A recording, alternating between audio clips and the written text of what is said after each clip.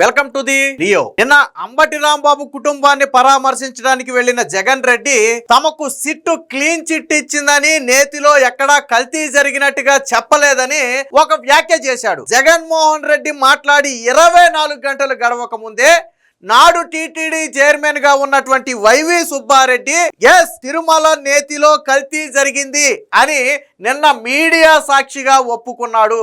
ఒక పక్క Jaganmohan Reddy clean chit ఇచ్చారని చెబుతుంటే వైవి సుబ్బారెడ్డి మాత్రం ఐ అగ్రీ దట్ అని చెప్పి ఆ కల్తీ జరిగిందని ఏదైతే సిట్టు ఆరోపణ చేసిందో దానితో మేము ఏకీభవిస్తున్నామో అలా కల్తీ జరగటానికి అనేక మంది పాత్ర ఉంది అని చెప్పి స్వయంగా వైవి సుబ్బారెడ్డి ఒప్పుకోవటం ఇప్పుడు వైసీపీలోనే పెను ప్రకంపనలు పుట్టించింది. ఒక పక్క వైసీపీ నేతలందరూ కూడా కల్తీ జరగలేదని చెబుతున్న నేపథ్యంలో వైవి సుబ్బారెడ్డి కల్తీ జరిగిందని ఒప్పుకోవటంతో ఒక్కసారిగా వైసీపీ ఆ డిఫెన్స్లో పడిపోయినట్టుగా అయింది. ఇప్పుడు వాళ్ళకి కౌంటర్ చేయడానికి కూడా అవకాశం లేని పరిస్థితి. అంటే వైవి సుబ్బారెడ్డి ఆ పశ్చాత్తాపంతో ఏమన్నా ఒప్పుకున్నాడా అనే అనుమానం కూడా కలుగుతుంది. స్వయంగా జాతీయ మీడియాతో మాట్లాడిన సందర్భంలో జాతీయ మీడియా చాలా స్పష్టంగా అడిగింది, నేతిలో కల్తీ జరిగిందా లేదా అంటే జరిగింది.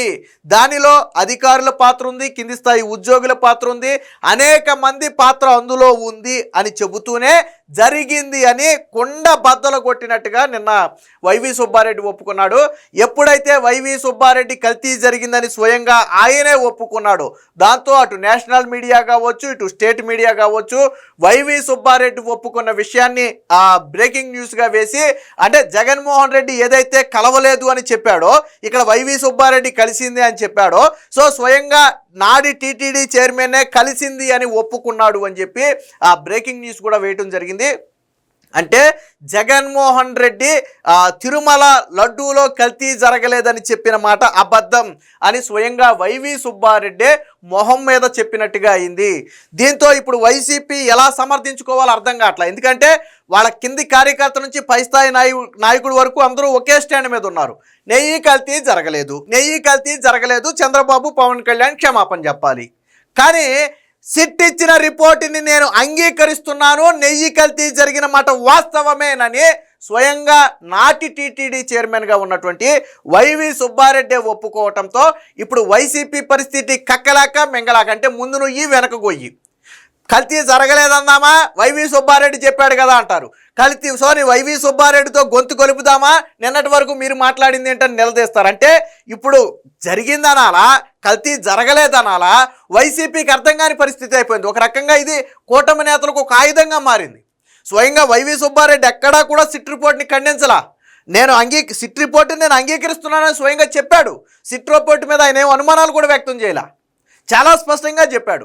సో దీనికి సంబంధించినటువంటి వార్త కూడా ఒకటి వచ్చింది. ఒకసారి జాతీయ మీడియాతో మాట్లాడాడు, ఒకసారి చూద్దాం. మీరు చాలా స్పష్టంగా ఏనండి వైవి సుబ్బారెడ్డి క్లారిటీగా చెప్తాడు. ఒప్పుకున్నాడు. సో ఘీ ఈజ్ అడల్టరేట్ చాలా స్పష్టంగా ఒప్పుకున్నాడు వైవి సుబ్బారెడ్డి. కల్తీ జరిగింది అని చాలా స్పష్టంగా సింగిల్ వర్డ్లో ఒప్పుకున్నాడు. కల్తీ ఎందుకు జరిగింది అనేది కూడా వైవి సుబ్బారెడ్డి చెప్తాడేనండి ఒకసారి. And they have also mentioned adulterated ghee supplied because of so many people's involvement and some officers' involvement, some third persons' involvement in all those people who are named and charge sheeted also. విన్నారు కదా, ఈ కల్తీ జరగటంలో అనేక మంది పాత్ర ఉంది. కొంతమంది అధికారుల పాత్ర ఉంది, కొంతమంది థర్డ్ పార్టీ పర్సన్స్ పాత్ర ఉంది. సో కల్తీ జరిగిన మాట వాస్తవం. సిట్ చెప్పిన నివేదికతో 100కు 100% వైవి సుబ్బారెడ్డి అగ్రీ చేశాడు. ఈ విషయం వైవి సుబ్బారెడ్డి వీడియో స్టార్టింగ్ లోనే చెప్పాడు, చూడండి, సింగిల్ వర్డ్ లోనే చెప్పేశాడు మొత్తం. I agree that they have submitted in their report that ghee is adulterated. So క్లిస్టర్ క్లియర్ ఇక్కడికి. అంటే వైవి సుబ్బారెడ్డి తిరుమల తిరుపతి దేవస్థానంలో లడ్డూకి వాడినటువంటి నెయ్యి కల్తీ జరిగింది అని ఒప్పుకున్నాడు. మరి 24 గంటల ముందు జగన్మోహన్ రెడ్డి మాకు క్లీన్ చిట్ వచ్చిందని చెప్పి సాక్షిలో కూడా పెద్ద హెడ్డింగ్ పెట్టి రాసుకున్నారు. మరి ఇప్పుడు జగన్మోహన్ రెడ్డి అదే సాక్షిలో వైవి సుబ్బారెడ్డి ఒప్పుకున్నట్టుగా రాస్తారా? వైవి సుబ్బారెడ్డి మీద ఎవరో పీక మీద కత్తి పెట్టలేదు, వైవి సుబ్బారెడ్డి ఏమి తొందరపడి మాట్లాడలేదు.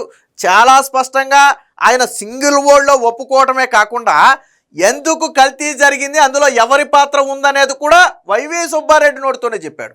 ఎవరి నోటితోనే కాదు, వైవి సుబ్బారెడ్డే చెప్పాడు. పోనీ సిట్ రిపోర్ట్ మీద ఏదైనా మాకు అనుమానం ఉంది, అది కల్తీ జరిగిందని వాళ్ళు అంటున్నారు, కానీ మాకు ఇంకా అనుమానం ఉందని ఎక్కడ వైవి సుబ్బారెడ్డి చెప్పలా. సిట్ రిపోర్ట్తో నేను అగ్రీ అవుతున్నానని చెప్పాడు ఆయన. మరి ఇక్కడ థర్డ్ పార్టీ ఇన్వాల్వ్మెంట్ అన్నాడు. థర్డ్ పార్టీ అంటే ఎవరు? థర్డ్ పార్టీ అంటే ఎవరు అంటే సుబ్బారెడ్డి. ఇంతకీ సుబ్బారెడ్డి పాత్ర ఏంటనేది చెప్పాలి అందులో.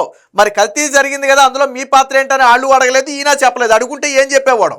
కానీ అధికారుల మీద కావచ్చు, కొంతమంది బయట వ్యక్తుల మీద కావచ్చు నింద అయితే మోపారు, వాళ్ళ వల్ల జరిగిందని చెప్పారు.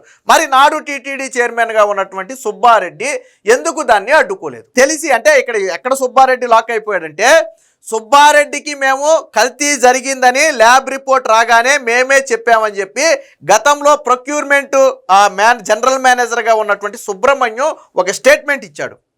అంటే సుబ్బారెడ్డి గారికి సార్ మనం శాంపిల్స్కి పంపాము, ఆ శాంపిల్స్లో కల్తీ అని వచ్చిందని చెప్పగానే సుబ్బారెడ్డి అన్న మాట ఏంటంటే, ఆల్రెడీ ఆ శాంపిల్స్ రావడానికి 2 నెలల సమయం పడితే ఆ ట్యాంకర్లు వీళ్ళు వాడేశారు, ఆ శాంపిల్స్ వచ్చిన ట్యాంకర్లు వీళ్ళు వాడేశారు. అప్పుడు సుబ్బారెడ్డి ఏమన్నాడు, ఆల్రెడీ ఆ నెయ్యి మనం వాడేసాం కాబట్టి ఇప్పుడు దీని గురించి నోరు మెదపొద్దు అన్నాడు.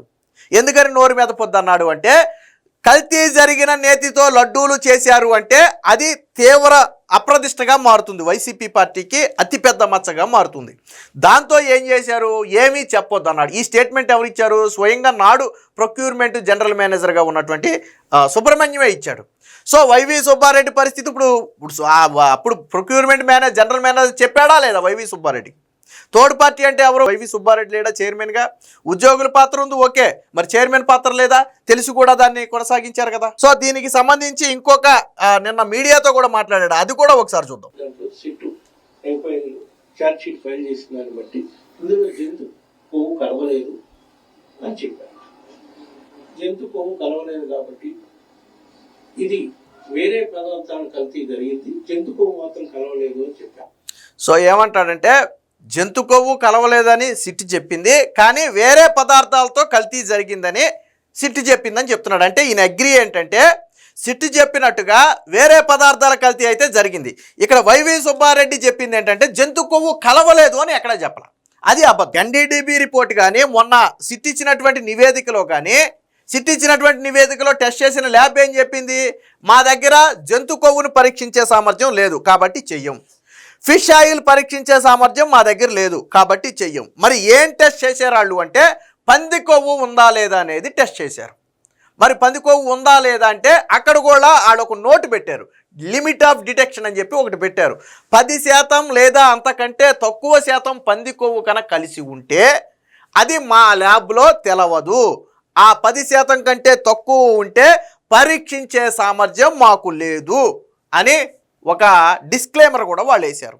అంటే వాళ్ళు జంతు కొవ్వును పరీక్షించలా, ఫిష్ ఆయిల్ను పరీక్షించలా, కేవలం పంది కొవ్వును పరీక్షించారు. అది 10% కంటే ఎక్కువ లేదు కాబట్టి వాళ్ళు నివేదికలు అదే రాశారు. కింద ఏమని మెన్షన్ చేశారు, 10% కంటే తక్కువ ఉంటే అది మేము గుర్తించలేం అని రాస్తూనే, మేము చేసినటువంటి టెస్టు అంటే సిద్ధాంతపరంగా కరెక్టా కాదా అనేది కూడా థర్డ్ పార్టీ ద్వారా తేల్చాలి అని చెప్పి వాళ్ళు ఇంకోటి కూడా చెప్పారు. అంటే మేము మాకు తెలిసినట్టు మేము టెస్ట్ చేసాం, ఆ టెస్ట్ వాల్యుబుల్లా కాదా అనేది కూడా థర్డ్ పార్టీ చెప్పాలని చెప్పి వాళ్ళు చెప్పారు. మరి ఎక్కడ చెప్పారు జంతు కొవ్వు లేదని ఎక్కడ చెప్పారు వైవి సుబ్బారెడ్డికి? వైవి సుబ్బారెడ్డికి చెప్పలేదు కదా. అంటే ఒకటి అబద్ధం ఒకటి నిజం. జంతు కొవ్వు లేదు అని వాళ్ళు చెప్పారనేది అబద్ధం, కానీ ఇతర కారకాలు కలిసి ఉంటాయి అనే నిజాన్ని మాత్రం వైవి సుబ్బారెడ్డి పోసగుచ్చినట్టుగా ఒప్పుకున్నాడు. ఎప్పుడైతే వైవి సుబ్బారెడ్డి స్వయంగా కల్తీ జరిగింది అని ఒప్పుకున్నాడో దీంతో ఇప్పుడు వైసీపీ పార్టీ పరిస్థితి ముందు నుయ్యి వెనక గొయ్యిలాగా మారింది. జగన్ ఏమో కల్తీ జరగలేదంటాడు, సుబ్బారెడ్డి ఏమో కల్తీ జరిగిందంటాడు. మధ్యలో కార్యకర్తలు నాయకులు నలిగిపోతున్నారు. ఇటు జగన్ స్టాండ్ తీసుకోవాలా, వైవి సుబ్బారెడ్డి స్టాండ్ తీసుకోవాలా, అర్థం కాని పరిస్థితుల్లో ఇప్పుడు వైసీపీ పార్టీ అయోమయంలో పడింది. ఏది ఏమైనా ఇప్పటి వరకు జగన్మోహన్ రెడ్డి కావచ్చు, సాక్షి కావచ్చు, వైసీపీ కావచ్చు కవర్ చేసుకుంటూ వచ్చిన అబద్ధాన్ని వైవి సుబ్బారెడ్డి కుండ్ల బద్దలు కొట్టినట్టుగా చెప్పాడు. కానీ సాక్షిలో ఎక్కడా కూడా వైవి సుబ్బారెడ్డి చెప్పింది రాయిలా. ఎందుకు రాయిలా? వైవి సుబ్బారెడ్డి మీరు ఇందాక నేషనల్ మీడియాతో మాట్లాడింది మీకు వినిపించా, చాలా స్పష్టంగా ఒప్పుకున్నాడు. అందులో కొంతమంది ఉద్యోగులు థర్డ్ పార్టీ పర్సన్స్ పాత్ర ఉందని చెప్పి స్వయంగా ఒప్పుకున్నాడు. కానీ సాక్షిలో రాయల. అంటే మొత్తంగా ఈ నెయ్యి కల్తీ వ్యవహారంలో ఇప్పుడు సుబ్బారెడ్డి ఆ స్టేట్మెంట్తో వైసీపీలో పెను ప్రకంపనలు అయితే వచ్చాయి.